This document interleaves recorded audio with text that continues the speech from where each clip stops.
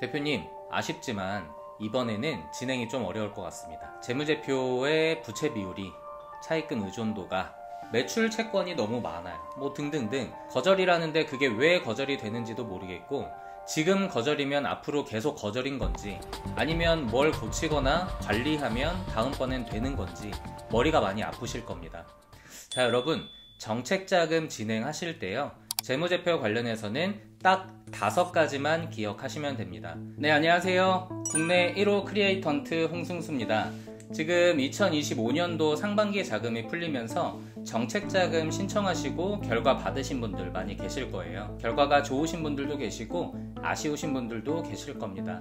아쉬운 결과가 나온 요인 중에 아마도 제일 큰 요인은 재무제표와 관련한 이슈일 것으로 예상이 되는데요. 제가 저희 자문사 대표님들께 중요하게 말씀드리는 것 중에 하나가 재무제표고, 그 이유가 기준치라는 것이 존재하기 때문입니다. 달리 이야기하자면 거절하기 가장 좋은 항목이 재무제표라는 거죠. 그래서 오늘 영상에서는 재무제표에 대해서 설명을 한번 드려보려고 합니다. 적을 알고 나를 알면 백전불태라는 말이 있듯이, 우리를 심사하는 심사기관 또는 심사위원분들께서 재무제표를 볼 때 뭐를 중요하게 보고, 그래서 우리가 어떻게 대비를 해야 하는가 라는 관점에서 재무제표를 설명드려 보겠습니다. 집중해서 잘 들어주시면 유익한 내용 얻어가실 수 있을 거예요. 자, 시작하겠습니다. 대표님, 아쉽지만 이번에는 진행이 좀 어려울 것 같습니다. 재무제표의 부채 비율이, 차입금 의존도가, 유동 비율이, 이자 보상 배수가, 매출 채권이 너무 많아요. 재고자산이 너무 많습니다. 뭐 등등등 어려운 단어들이 너무 많죠. 거절이라는데 그게 왜 거절이 되는지도 모르겠고, 지금 거절이면 앞으로 계속 거절인 건지, 아니면 뭘 고치거나 관리하면 다음번엔 되는 건지 머리가 많이 아프실 겁니다. 자, 여러분, 정책자금 진행하실 때요, 재무제표 관련해서는 딱 5가지만 기억하시면 됩니다. 첫 번째가 영업이익이고요, 두 번째가 CCRS, 세 번째가 재무비율, 네 번째가 자금 상환 계획, 다섯 번째가 가지급금과 가수금입니다. 첫 번째 영업이익인데요, 당연히 결손이 나면 안 될 거고요. 영업이익은 플러스로 되어 있어야 합니다. 간단하게 계산해 봤을 때 여러분들께서 자금을 1억을 신청하셨습니다. 금리가 5%래요. 그럼 만기가 1년인 보증상품이라면 1년 동안 낼 이자가 500만 원인 거잖아요. 근데 영업이익이 500이 안 된다, 혹은 영업이익이 2천만 원 정도라서 이자 내고 나면은 남는 게 별로 없다, 이러면 당연히 힘들지 않을까요? 내가 신청하는 금액의 1년 이자보다 내 영업이익이 적어도 5배 정도는 많아야 안정성이라는 게 확보될 겁니다. 이걸 이자 보상 배수라고 하는데요, 이건 뒤에서 한 번 더 말씀드릴 거예요. 어쨌든 정책자금을 신청하실 때 첫 번째 영업이익이 중요합니다. 실제로 내가 번 돈이요. 영업이익은 재무제표산에 손익계산서라는 것에 나와 있는데요, 손해와 이익을 계산해 놓은 서류라는 거죠. 내가 얼마를 벌어서 얼마를 썼고, 그래서 얼마를 벌었는가, 지금 당장 손익계산서를 펼치셔서 내 영업이익이 어느 정도 되는지를 한번 보십시오. 그리고 내가 신청한 금액의 이자와 비교해서 5배 이상 많은지 적은지를 한번 보세요. 두 번째는 CCRS라고 하는 업종별 대출 한도 비율인데요, 이게 뭐 법으로 정해진 거는 아닙니다. 기관별로 약속같이 해놓은 건데, 총 매출액에 업종별로 정해진 대출 한도 비율을 곱하면 대출 가능한 여신 한도가 산술적으로 산출이 됩니다. 거기서 기대출을 빼면은 최종 여신 한도가 나오고요, 거기에서 신용도 등등을 가지고 최종 평가를 하게 되는 겁니다. 예를 들어서 내가 제조업이나 정보통신업이다 그러면 30% 정도를 한도로 보고요, 도소매나 서비스업이다 그러면 20% 정도를 한도로 봅니다. 내가 전자상거래를 하고 있는데 총 매출이 10억이 나왔어요. 그러면 CCRS 상에서 내 대출 한도는 얼마인가요? 2억이죠. 전자상거래는 도소매니까 20% 정도를 봐준다고 했잖아요. 그러면 2억이고, 여기에 내가 기대출이 있었다 그러면은 빼는 거고요, 없었다 그러면 2억이 최종 한도가 되는 겁니다. 신용도도 괜찮고 세금 체납도 없다 그러면, 그리고 당해년도 결손도 아니다 그러면 걸림돌 없이 저렇게 대출이 나갈 거예요. 근데 이게 무조건 법처럼 정해져 있는 건 아니라고 말씀드렸잖아요. 심사는 심사자마다 다를 수가 있고요, 신청할 당시에 기관에 남아있는 예산 따라 달라질 수도 있습니다. 지역별로 다르기도 하고요. 제조업인데 신산업 분야다 그러면 30%가 아니라 더 봐줄 수도 있는 겁니다. 평균치를 보시면 돼요. 이 CCRS라는 것을 제가 왜 재무제표에서 말씀을 드리냐면 대표님들께서 저한테 이제 제조업이라고 말씀을 해주시는데 재무제표상의 손익계산서의 매출액을 보면은 제품 매출이 아니라 상품 매출로 나와 계시는 분들이 간혹 계십니다. 제조업이면 제조 원가 명세서가 나오면서 제품 매출이 잡혀야 되고요. 제조업이 아니라 전자상거래나 도소매업을 하시는 분들은 상품 매출이라고 재무제표에 나옵니다. 정확히는 손익계산서예요. 기관에서 심사를 하시는 분들은 그냥 우리 대표님의 말을 듣고 또는 사업자 등록증의 업적만 보고 나가는 게 아니라 이 재무제표상의 매출이 제품 매출인가 상품 매출인가 이런 것들도 보니까요. 그래서 제가 재무제표상에서 CCRS를 말씀드리면서 내가 실제로 제조업이라고 말씀은 하셨지만 제조업이라고 평가받을 수 없는 어떤 손익계산서상의 상품 매출이 있는 부분 말씀을 좀 드렸습니다. 세 번째는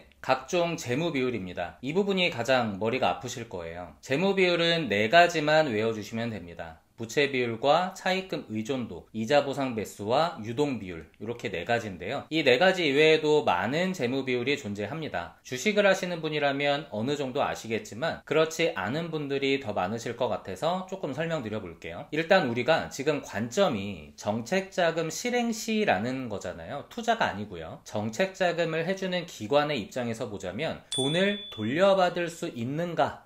이게 제일 중요한 화두일 겁니다. 돈을 돌려받으려면 회사의 성장도 중요하지만 현재 상태가 얼마나 안정되어 있느냐가 돈을 빌려주는 입장에서는 제일 중요한 지표가 될 겁니다. 그래서 제가 말씀드린 4가지 지표는 재무제표를 볼 때 안정성 지표에 해당하는 4가지를 말씀드리는 거예요. 첫 번째가 부채 비율인데요. 부채 비율이 뭐냐면 내가 가진 부채가 내가 가진 자본보다 몇 % 많은가를 보는 겁니다. 사진에서 보시다시피 자본이 6,100만원 정도이고요. 부채 총계가 2억 3,700만원 정도라면 부채 비율은 얼마일까요? 389%입니다. 이게 부채 비율이에요. 내가 가진 자본, 즉 자본 총계보다 부채가 3.89배 많다는 거잖아요. 그럼 이 기업은 안정적인 건가요? 부채가 더 많은데요. 불안정하다 할 수 있겠죠.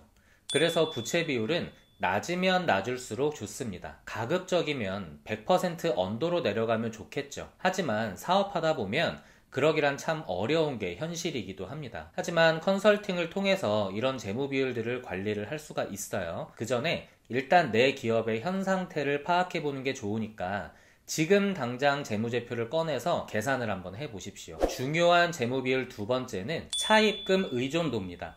말 그대로 차입금에 얼마나 의존을 하고 있느냐를 보는 겁니다. 뭐가 차입금에 의존을 하는 건가라면 바로 자산입니다. 앞에 부채 비율은 비교군이 자본하고 부채였잖아요. 두 개 다 비읍이 들어가죠. 그래서 부채 비율입니다. 부채 비율에서 자본을 썼으니 차입금 의존도는 자본이 아닌 자산을 쓰는 거고요. 부채 중에서도 차입금만 딱 떼서 보겠다는 겁니다. 그래서 자산 총계를 총차입금, 단기 차입금과 장기 차입금으로 나누게 되는 거고요.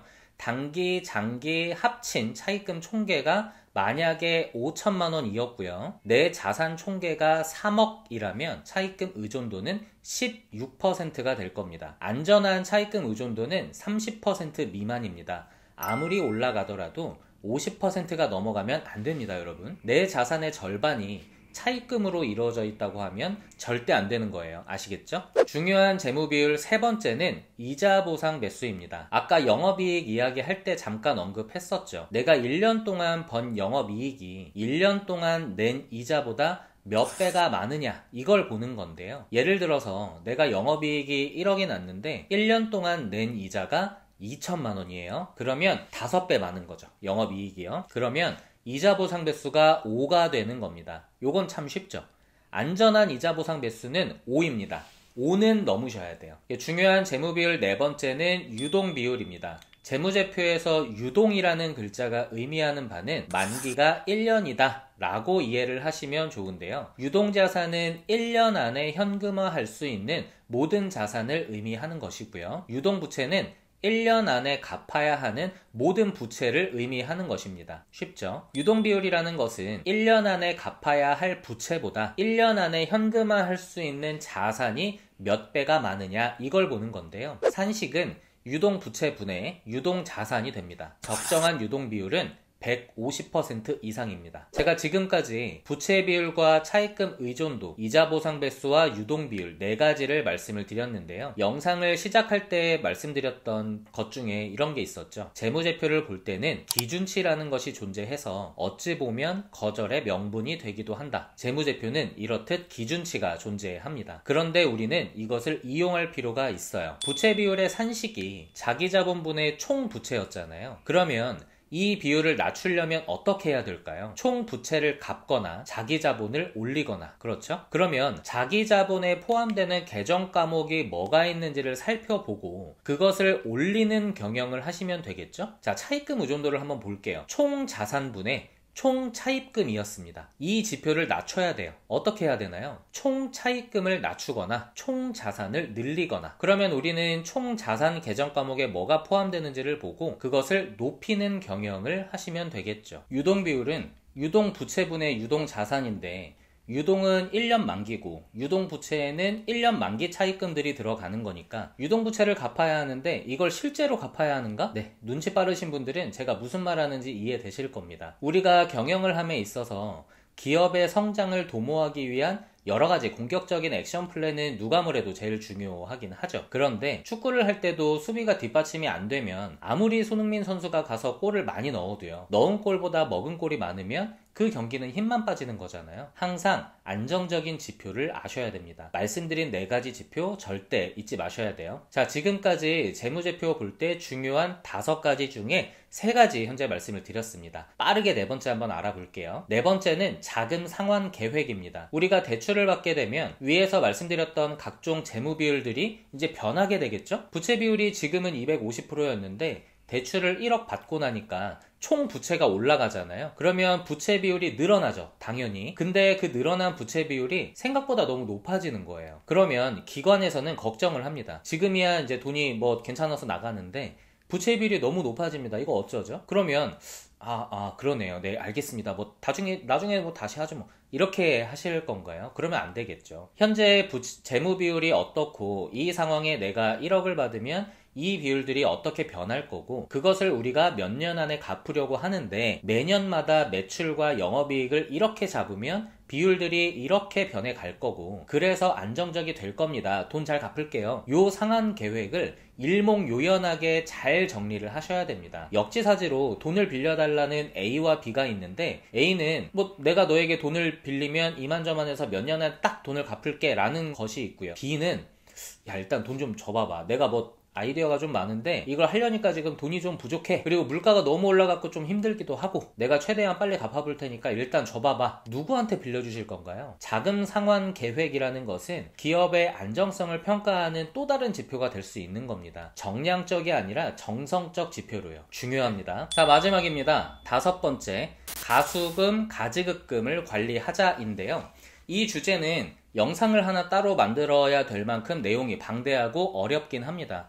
하지만 최대한 일목요연하게 말씀을 드려볼게요. 가지급금이라는 것은 가짜로 지급된 금전입니다. 회사 입장에서 보면 지출이 되었는데 지출 증빙이 되지 않았거나 할 수가 없는데 돈이 지출되었다? 그러면 이 돈이 왜 나갔는지 재무제표상에 표기는 해야 되거든요. 그래서 대표이사가 그냥 가져간 거야 라고 간주를 해버리는 거죠. 실제로 법인 운영에 필요해서 쓴 게 아니라, 아니 설사 그렇다 할지라도 증빙이 되지 않아서 계정 과목을 알 수 없으니 대표가 그냥 가져간 거야 라고 간주를 해버리는 겁니다. 이는 법인의 현금 흐름 관점에서 신뢰성이라는 게 없어집니다. 인정이자 4.6% 때문에 이자 내야 되고 세금 내야 되고 뭐 등등등은 다른 영상에서 다뤄보고요. 지금은 정책자금 관점에서 볼 때 가지급금은 재무제표상의 자산에 들어가는 과목이거든요.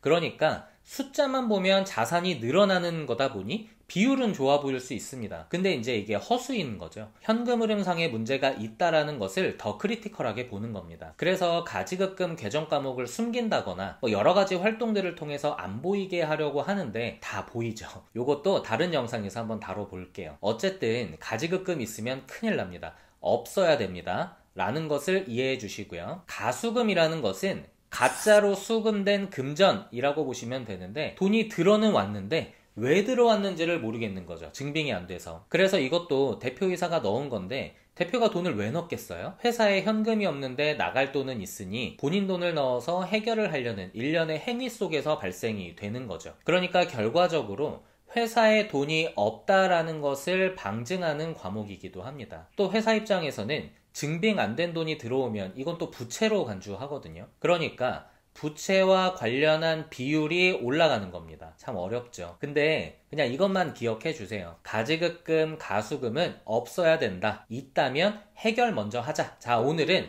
재무제표에 대해서 알아보았습니다. 관점이 정책자금 실행의 관점이었는데요. 재무제표라는 것은 회사의 성적표니까 우리 대표님들 또는 컨설턴트님들께서 잘 알고 계셔야 되는데, 내용이 어렵기도 하고요. 단어도 어렵고, 그러다 보니 멀리하게 되는 건 사실인 것 같습니다. 그냥 세무사님께 맡기고 잘 모르시는 경우가 너무 많아요. 근데 적어도 오늘 말씀드린 내용 정도는 머릿속에 꼭 넣어놔 주시면 좋겠고요. 필요하시면 화면 캡처하셔서 출력해서 책상에 붙여놓으시고 몇 번 보셔도 좋겠습니다. 자, 오늘은 영상 여기서 마치고요.